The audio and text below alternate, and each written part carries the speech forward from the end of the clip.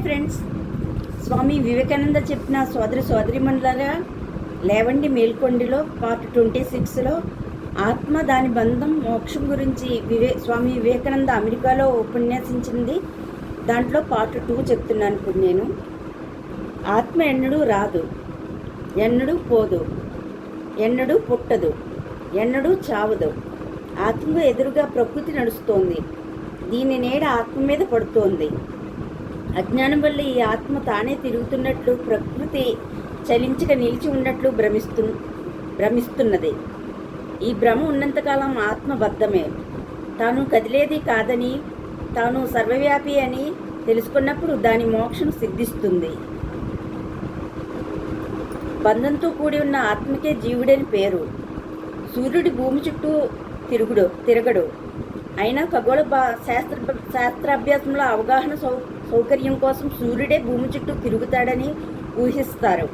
అదేవిధంగా ఆత్మ వస్తోంది పోతోంది అని చెప్పడం భాషా సౌకర్యం కోసమే అని మనం గ్రహించవలసి ఉంది. ఇలా జీవుడు నిమ్నోన్నత దశలను పొందుతూ ఉంటాడు. సుప్రసిద్ధమైన జన్మాంతర సిద్ధాంతం ఇదే.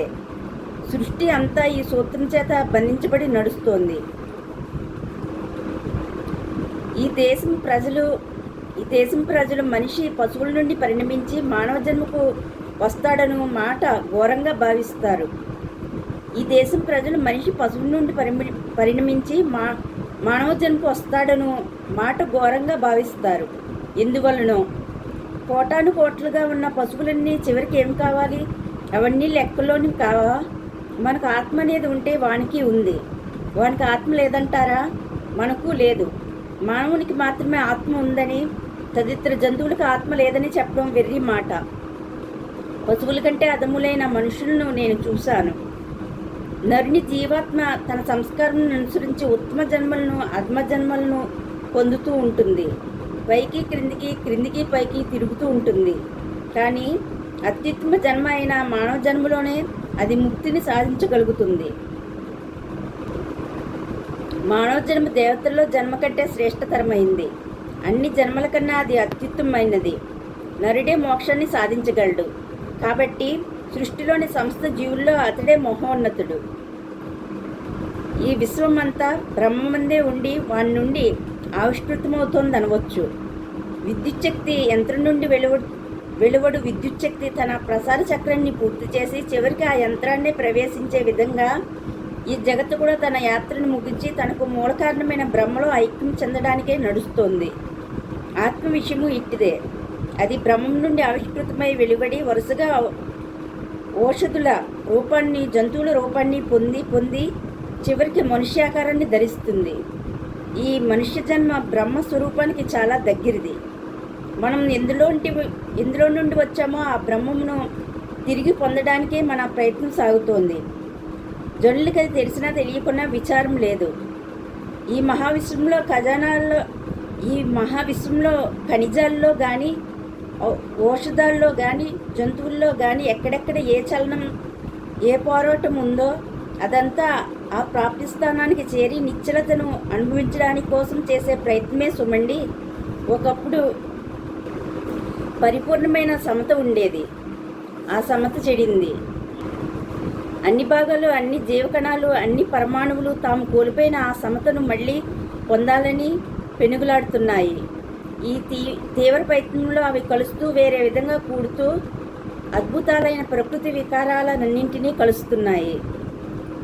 జంతుజాలంలో కానీ, వృక్షజాతిలో కానీ, మరెక్కడా కానీ చూపట్టే పోరాటాలు, పోటీలు, సాంఘిక సంచలనాలు, యుద్ధాలు ఇవన్నీ ఆ సమత్వాన్ని మళ్ళీ లభింప చేసుకోవాలనే నిరంతర ప్రయత్నం యొక్క దృశ్య రూపాలే.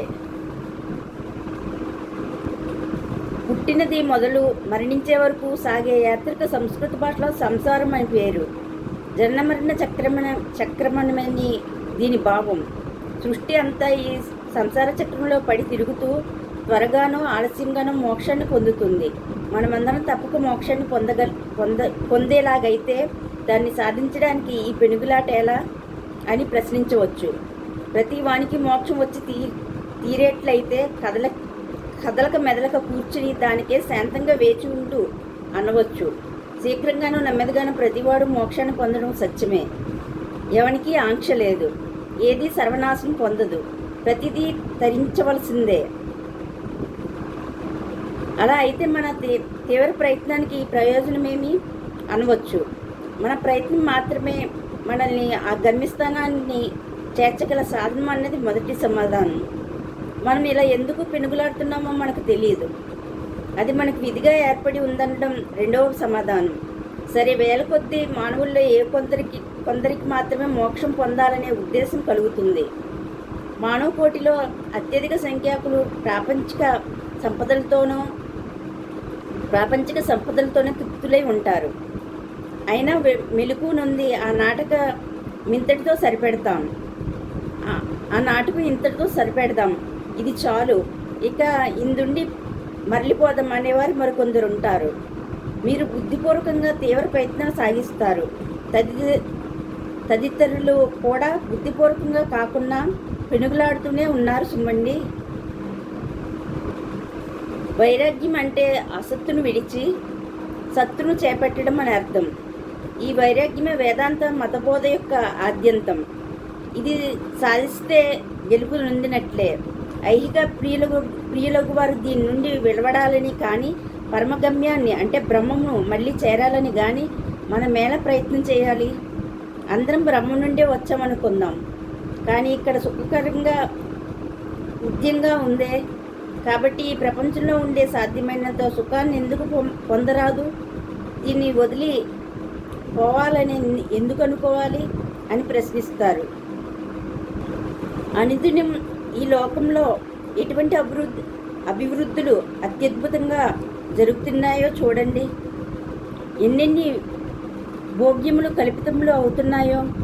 ఈ లోకం విశేష సౌఖ్యప్రదంగా ఉంది. మనం ఎక్కడికో వెళ్ళిపోయి ఇది కాదని దేనికోసము పాటుపడటం ఎందుకు అంటారు. దీనికి మొదటి సమాధానం ఇది: ఈ ప్రపంచం నాశనం కాక తప్పదు, అది చిన్నాభిన్నమైపోవాల్సిందే. అనుభవించిన వానినే చర్వణంగా ఇక్కడ మనం అనుభవిస్తున్నాం. ఇప్పుడు మనం చూసే విషయాలనే అనేకసార్లు పూర్వం మరల జరుగుతున్నవే. మనం నివసించే ఈ భూలోకం అనేక పర్యాయాలు సృష్టించబడిందే. పెక్కుసార్లు నేను ఇలా కనిపించి మీతో ప్రసంగించే ఉన్నాను. అలా జరిగే ఉండాలని మీకు తెలుసు. ఇప్పుడు మీరు వింటున్న ఈ పలుకుల్నే పూర్వం ఎన్నోసార్లు మీరు విని ఉన్నారు, ఇంకా ఎన్నో మార్లు ఇలా విననున్నారు. ఆత్మలెన్నడూ మారలేదు, శరీరాలు మాత్రం నిరంతరం విచ్ఛిన్నమవుతూ పునరావృత్తిని పొందుతున్నాయి. ఇక రెండో సమాధానం: ఇవన్నీ కాల నియమానుసారం మాటిమాటికి జరుగుతున్నవే. 3, 4 పాచికలు మన చేతిలో ఉన్నాయనుకోండి, వాటిని క్రింద వేస్తే ఒకదానిపై 5 చుక్కలు, ఇంకొక దానిపై పైన 4, మరొక దానిపై 3, వేరొక దానిపైన 2 చుక్కలు తిరగబడినాయి అనుకోండి. వాటిని మళ్ళీ క్రింది వేస్తూ పోగా కాల అనంతరమైన అప్పుడప్పుడు మళ్ళీ ఆ సంఖ్యలే తిరగబడుతూ ఉండటం తప్పదు. ఇది అవాంతర ధర్మం. ఆత్మలకు వాని శరీరాలకు ఇలాంటి స్థితే కలుగుతూ ఉంటుంది. ఇంతకాలానికి ఇది తటస్థిస్తుందనే నిర్ణయం లేకున్నా ఒకే రీతి కలయికలు, ఎడబాట్లు కూడా సంభవిస్తూనే ఉంటాయి. ఒకే రీతి పుట్టుకలు, తిండ్లు, త్రాగుళ్ళు, చివరికి మరణాలు జరుగుతూనే ఉంటాయి. ఇవే అనేక ఆవృత్తులుగా మళ్ళీ జరుగుతూ ఉంటాయి. ఈ భూలోక సౌఖ్యాలను మించినదేది కొందరికి గోచరించదు. కానీ కొందరు మాత్రం అత్యున్నతులై ఈ ఐహిక సుఖాలే ప్రధానం కావని, ఇవి కేవలం ఆనుషంగికాలని గ్రహింపగలుగుతారు.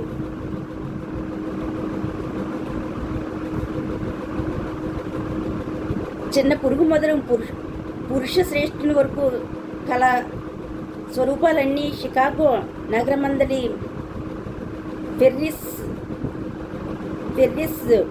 వీల్ అనే బ్రహ్మాండమైన రంగుల రాట్నంలో కల ఉయ్యాలల వంటివి. ఈ రాటము నిరంతరం తిరుగుతూ ఉంటుంది, కానీ దానిలో కూర్చునేవారు మారుతూ ఉంటారు. ఒకడు ఏదో ఆసనంలో కూర్చుంటాడు, ఆ చక్రంలో చుట్టంతా తిరుగుతాడు, ఆ తర్వాత దాన్ని విడిచిపోతాడు. కానీ ఆ చక్రమేమో తిరుగుతూనే ఉంటుంది. జీవుడు ఒకానొక శరీరంలో ప్రవేశించి అందులో కొంతకాలం నివసిస్తాడు. తర్వాత దాన్ని విడిచి మరొక దానిలోకి వెళ్తాడు. దాన్ని కూడా వదిలి వేరొక దానిలో ప్రవేశిస్తాడు. ఈ భవచక్రాన్ని అంటే ఐహిక జన్మ పరంపరను పూర్తిగా వదిలి వెడలి వచ్చి దాని నుండి ముక్తుడయ్యే వరకు జీవుడు అలా తిరుగుతూ ఉండవలసిందే.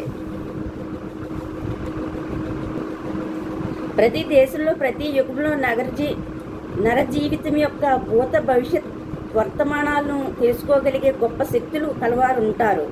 దాని రహస్యం ఇది. ఆత్మ ఈ కార్యకారణ చక్రం తగులుకొని ఉండేంత వరకు తన సహజమైన స్వాతంత్ర్యాన్ని సంపూర్ణంగా కోల్పోకపోయినా ముక్త పురుషులైన కొందరిలాగా ఈ కర్మచక్రం నుండి జీవాత్మను వెలికితీయు శక్తి ఉన్న దాని కర్మలు చాలా వరకు ఈ కార్యకారణ పరంపర ధర్మాన్ని అనువర్తిస్తూనే ఉంటుంది. కాబట్టి ఈ కార్యకారణ పరంపరను విమర్శించగల బుద్ధిశాలికి భూత భవిష్యత్ వర్తమాన గతులను గ్రహించే అవకాశం ఉంది. కామం అంటే కోరిక ఉన్నంత వరకు కొరత ఉందనే అనుకోవాలి. ప్రపూర్ణుడైన ముక్త పురుషునికి కోరికలు ఉండజాలవు. బ్రహ్మం దేన్ని కానీ కోరటం జరగదు. కోరికలుంటే అతడు బ్రహ్మం కాడు, పూర్ణుడు కాడు. కాబట్టి భగవంతుడు దాన్ని వాచిస్తాడు, అప్పుడు కోపిస్తాడు, ఇప్పుడు ఆనందిస్తాడు అనే మాటలు చిన్నపిల్లల మాటలు, అర్థం లేనివి. కాబట్టి మహనీయులంతా దేన్ని గాని కోరకండి, సకల వాంఛలను వదలండి, పరిపూర్ణంగా తృప్తులై మెలగండి అనే ఉపదేశాన్ని చేశారు. పసివాడు బోసినోటితో ప్రాకులాడుతూ ఈ లోకంలో ప్రవేశిస్తున్నాడు. వృద్ధుడు బోసినోటితో ప్రాకులాడుతూ ఈ లోకం నుండి వెళ్ళిపోతున్నాడు. ఇలా ఆద్యంతాలు ఒక్క తీరుగానే కనిపిస్తాయి. కానీ ఒకనికి ప్రపంచానుభవం అలవడనే లేదు. రెండోవాడు దాన్ని పూర్తిగా పొందాడు. ఆకాశంలో స్పందనం అంటే చలనం చాలా మందంగా ఉండేటప్పుడు మనం దేన్ని చూడలేం. అంతా చీకటిగా ఉంటుంది. ఆ స్పందనం అతి తీవ్రంగా ఉన్నప్పుడు చీకటే. ఈ ఆద్యంతాల మధ్య గల భేదం ధృవాల మధ్య ఉన్న భేదంలాగా, అంటే భూమి ఉత్తర దక్షిణపు కొండల మధ్య ఉండే భేదం అపారమైంది. అయినా సామాన్యంగా ఈ ఆద్యంత దశలు రెండూ సమూలంగానే కనిపిస్తాయి. గోడకు వాంఛితార్థాలు లేవు, సిద్ధపురుషునికి లేవు. కానీ గోడకు వాంఛలను సంకల్పించే శక్తి లేదు. సిద్ధపురుషునికో కోరదగిన విషయాలు ఉండవు. మెదడు చెడిపోవడం చేత దేన్ని కానీ కోరని పిచ్చివాళ్ళు ఉండవచ్చు. మరొకడు కోరికలకు అతీతుడైన ఉత్తమ దశలో ఉండొచ్చు. ఈ రెండు దశలకు మధ్య ధ్రువముల మధ్య ఉన్నంత అంతరం ఉంటుంది. ఒకడు పశుదశకు చాలా దగ్గరగా ఉండగా రెండోవాడు బ్రహ్మమునకు సన్నిహితుడై ఉంటాడు. ఒకడు బద్ధుడు, రెండో వ్యక్తి ముక్తుడు. ఓకే ఫ్రెండ్స్, స్వామి వివేకానంద చెప్పిన సోదరిమణులారా లేవండి మేల్కొండిలో పార్ట్ 26 అయింది. నెక్స్ట్ పార్ట్ 27లో విశ్వమత ఆదర్శం విభిన్న రీతిలో మనస్కులకు మార్గాలకు అనుకూలించేది గురించి వివేకానంద చెప్తాను. ఓకే ఫ్రెండ్స్, నేను చెప్తున్న ఈ లేవండి మేల్కొండిలో ఏమైనా మిస్టేక్స్ ఉంటే దయచేసి నాకు క్షమించండి. అలాగే నేను చెప్తున్న ఈ లేవండి మేల్కొని మీకు నచ్చినట్లయితే నా ఛానల్ సబ్స్క్రైబ్ చేసుకోండి. నా ఛానల్ పేరు వెంకటదాడి. అలాగే లైక్ చేయండి, షేర్ చేయండి, అలాగే కామెంట్ కూడా చేయండి. Okay friends, thank you, bye.